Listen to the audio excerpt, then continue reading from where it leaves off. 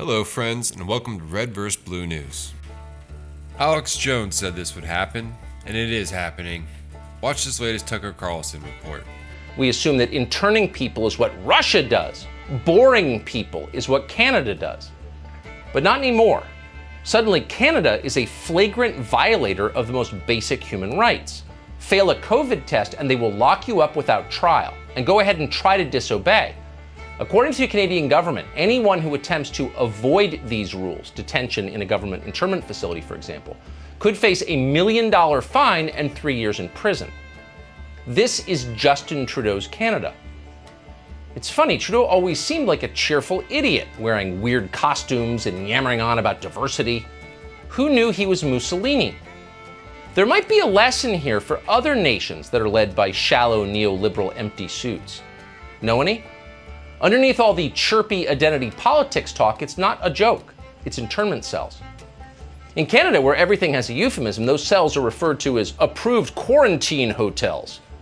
What are they like? Well, as noted, they're internment cells. What do you think they're like? There are shortages of food and water. You could be sexually assaulted as you're held in one. Listen to a member of the Canadian Parliament explain what they're like. The Liberals instituted a federal hotel quarantine requirement for those entering Canada. We have heard reports that it is taking hours to get through to book these hotels, dietary restrictions are not being met, and food and water is not always readily available. That's in addition to this program continuing after reports of sexual assault. This is mind-boggling. Oh, the Liberals did this. It's not very liberal to intern people, is it? According to a report in the Post-Millennial, the doors in many of the internment facilities don't lock. Detainees have no way to protect themselves while they sleep, hence the sexual assault. They also don't have access to adequate medical care. In one case, Canadian authorities detained a man with diabetes called Ray Truesdale. What was Truesdale's crime? Well, it was flying from Tennessee to Toronto on a business trip. As he waited in confinement for his corona test results, his jailers forgot to feed Truesdale for more than 24 hours. Ultimately, Truesdale left his cell and went downstairs in search of something to eat. And there he found others who were being held without food. They were screaming, he said.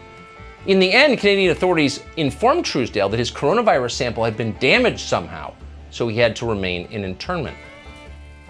And I remember when CBC was denying the whole thing, that they were forcing their own citizens to stay in government facilities if they tested positive for COVID. And then about a month after that, they had to report it as fact. New Zealand is also doing the same. If you test positive, you're carted off to a hotel that's controlled by the military. I recently just read an article about one of those hotel employees was fired because he had a conversation with one of the guests for about 20 minutes. So they fired him. I guess he brought a woman a bottle of wine. Probably felt bad.